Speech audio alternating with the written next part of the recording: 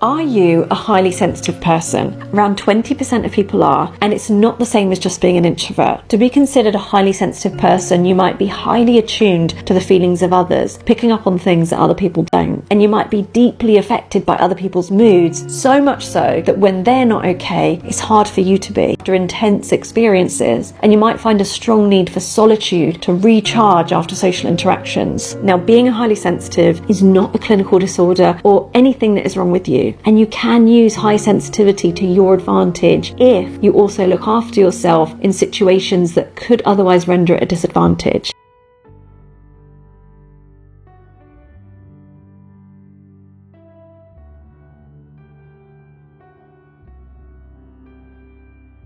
It's absolutely hard to feel everything.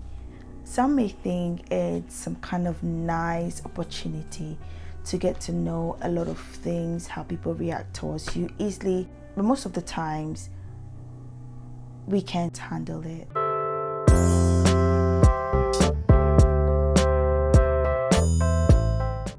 I am so sensitive, sometimes I turn it off.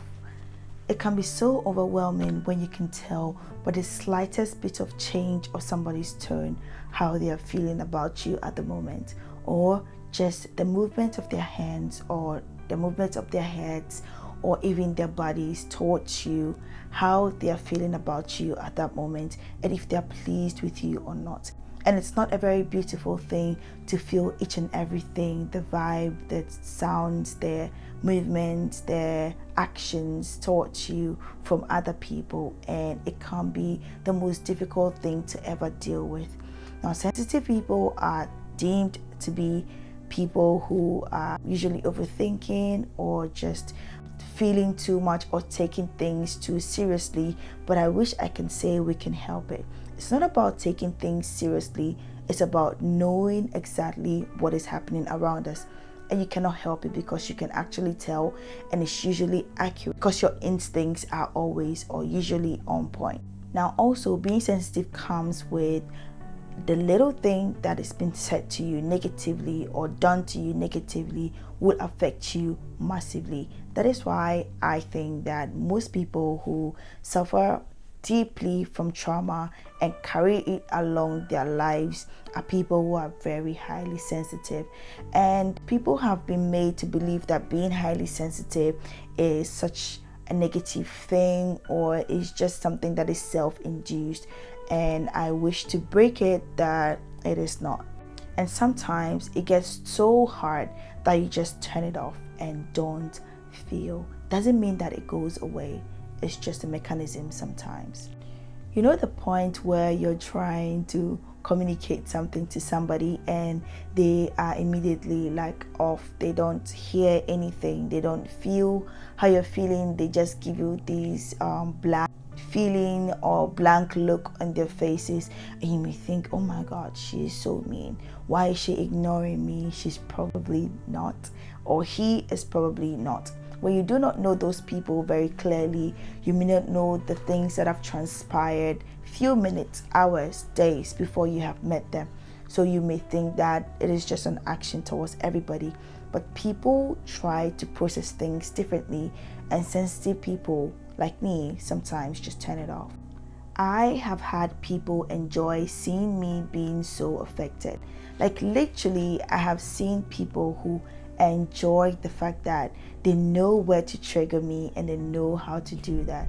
And that can be like a very big downside to being sensitive and letting everybody know that. But I wish that we can control it sometimes. And yes, I have seen people literally enjoy seeing me cry over things they've said to me, things they've done to me, things they've spread about me, and then watch me not do anything about it because I'm scared they're going to say you're taking things too differently. And these are some of the things that sensitive people suffer all the time. They're seen as these weak specimen or weak people who cannot stand up for themselves because everybody is going to say that they are thinking too much of something that shouldn't be thought of, when it's merely they actually noticing what it is for a fact. But people being people, trying to get out of their own wrongdoings and justify that, are not ever going to admit it. They're seen as these weak specimen or weak people who cannot stand up for themselves, because everybody is going to say that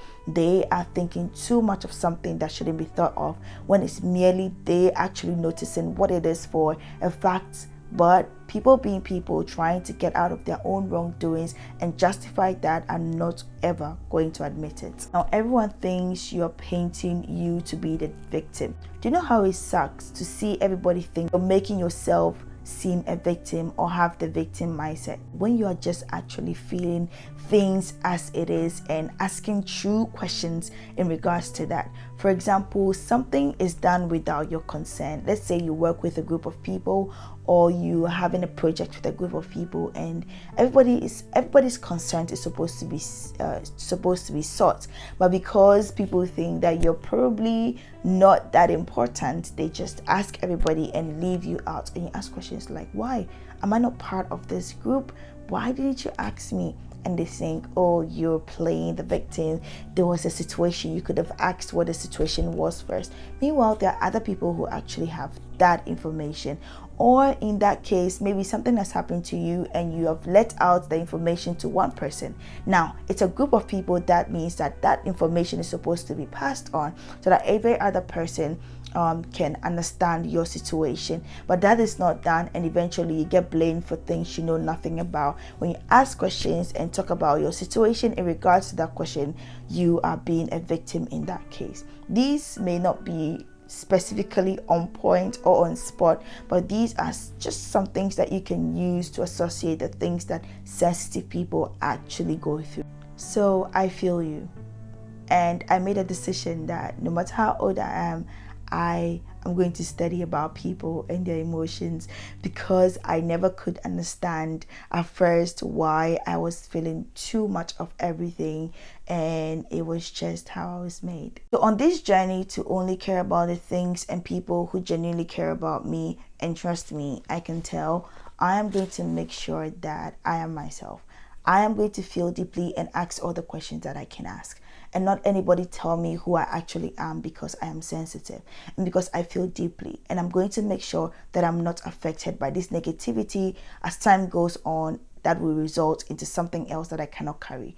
I only carry myself and my emotions and things I stay true to. Before in this space, I hope you know that you're not alone and you're not crazy and you're just you. That's all you have to be.